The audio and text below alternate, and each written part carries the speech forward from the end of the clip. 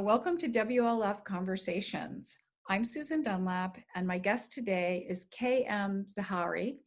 And KM and I met each other about a year and a half ago when we were both on the faculty of Sarah Moss's leadership program at NYU.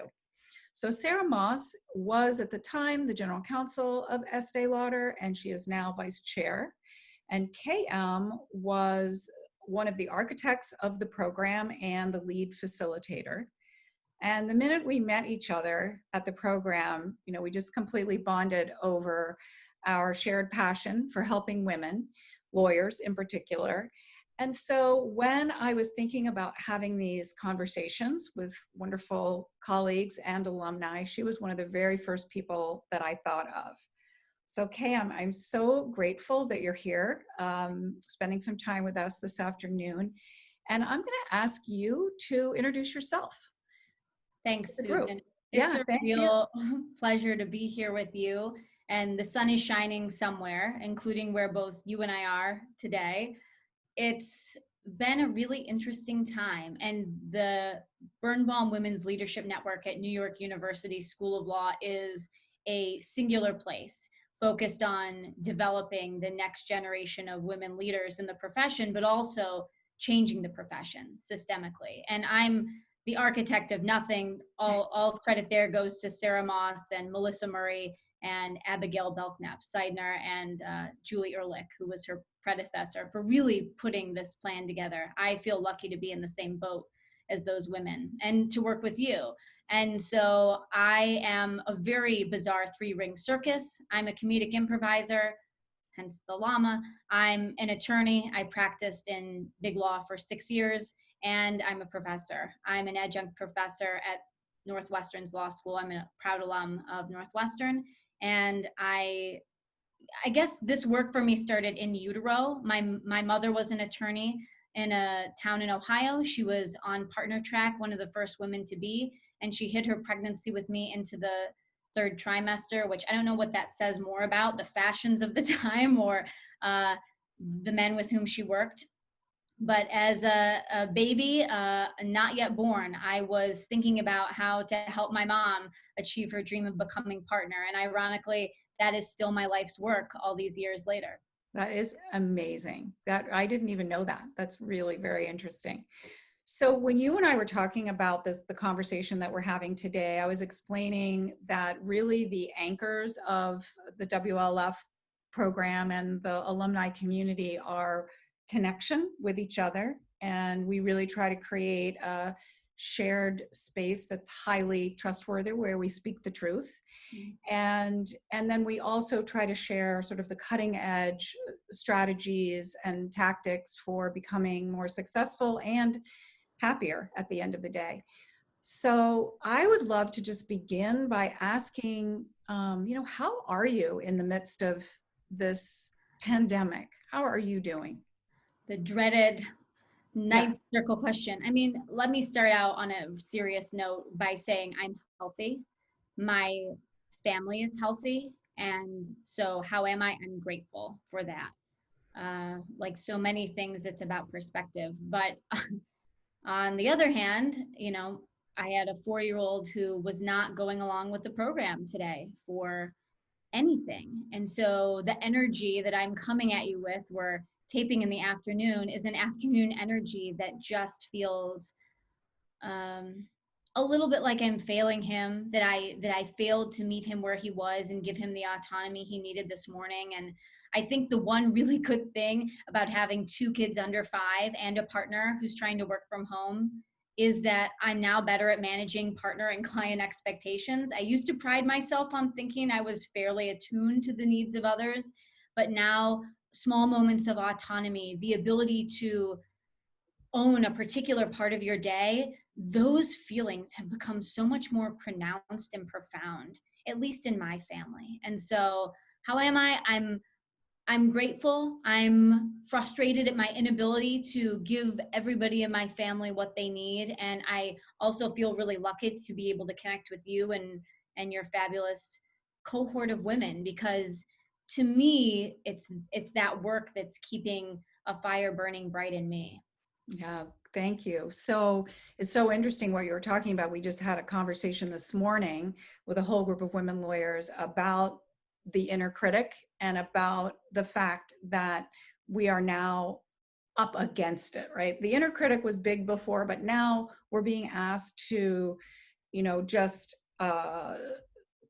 we're everything is being confronted at once for us, like our lawyering, our parenting, our collaborating. It's just amplified, and I think that sense of whether you're failing or whether you're holding it together or falling apart is just kind of comes hourly or on the minute right now.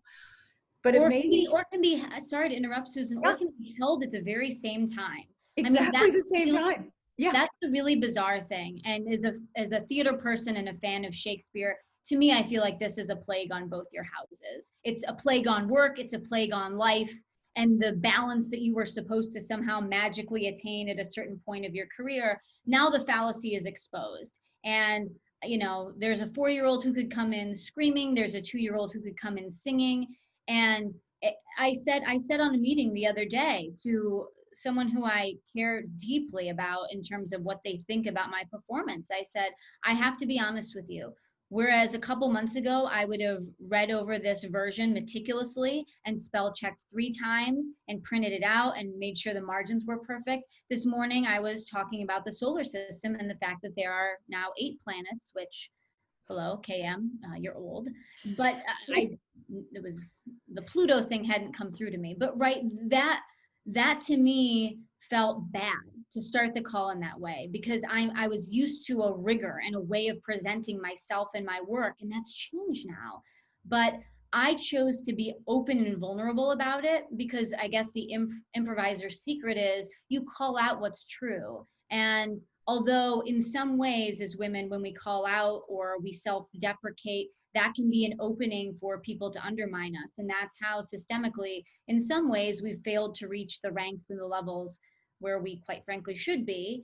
But it's authentic to me and who I am to do that. And once I called it out, quite frankly, I felt better and more confident and didn't feel like they were looking for the place where there was a period after this and not a period after that, and why weren't they consistent. And I imagine you actually gave them permission to be a little imperfect now too. Well, Susan, Yeah. one of the things you and I have talked about is authenticity. Yeah. And it's been very difficult for women, in particular, women for whom intersectionality comes into play in a way that I can't even understand, to be that vulnerable or to let your full self be on view in the way that it is right now. And I think that it's a real moment for us to own the entirety of our space. But what you're talking about, the inner critic, and the sort of inner life that she has right now, she's got a lot of food and a lot of space.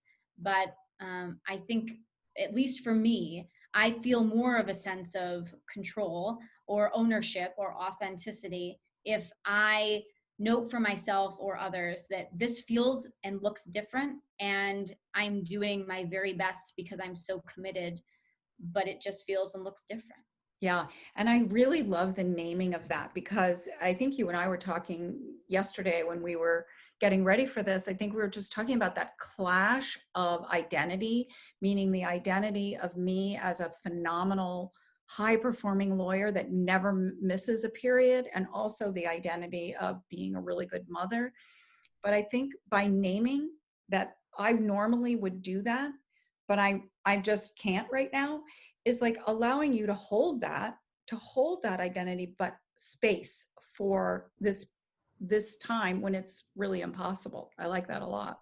Well, I think the other piece that you and I talked about is I have to think about how much I'm exposing myself to other ways of doing right now. So there are some people in quarantine who are struggling in their own ways, but they don't have children and they're not balancing a partner also working from home. And so it's a very different energy. It's a more focused energy. It's how do I delineate parts of my day? And you're right. How do I even unwind my identities, which I've been trying to hide the fact that I'm a mother or a partner or a friend or a daughter from everyone at work. And now not only do they know, it's on display behind me. The pictures or the screaming or partial nudity, whatever's happening behind you is there.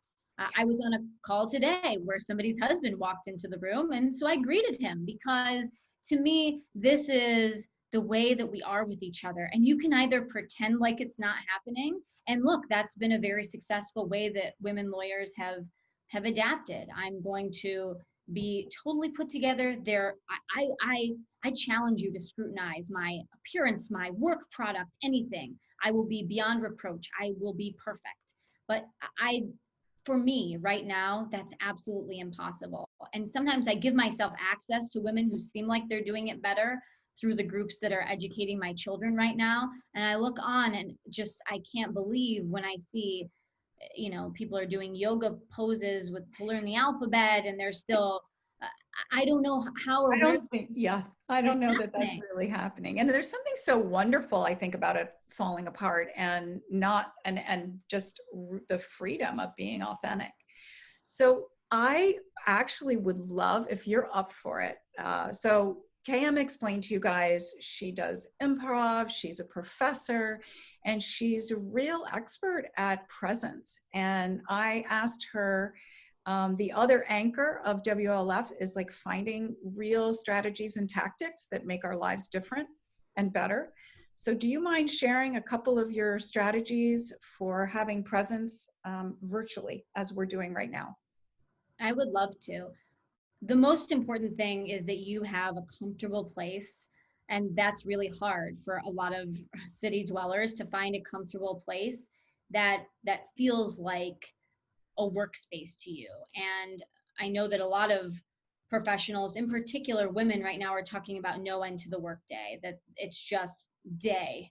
And they're going from, waking up with their laptop as sort of their emotional support animal in the bed, and so it continues. But to think about a place from where you're working, and here are a couple of tips to make that a really productive space. The first thing I'd say, and this is really more of a theater tip, is to consider your lighting, right? See yourself in the best light. So just one thing, I'm going to move around a little in a very exciting way. You can really consider the natural light and the angles in your space.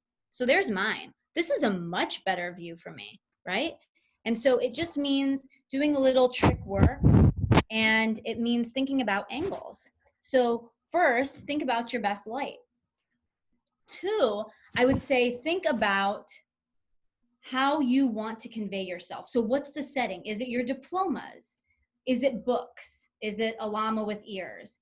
And while for a good portion of our time it was, business all the way, women have a suit hanging on the back of their door. You do not want to be caught in the business on the top, party on the bottom, and have a sneak of some, Hello Kitty pants, right? So if you have a preliminary injunction hearing in the Southern District of Florida, then make sure you've got on the full suit that day. And that's really about just maximizing your set, maximizing your light, and minimizing your distractions. And there are three major distractions that can get in the way for us.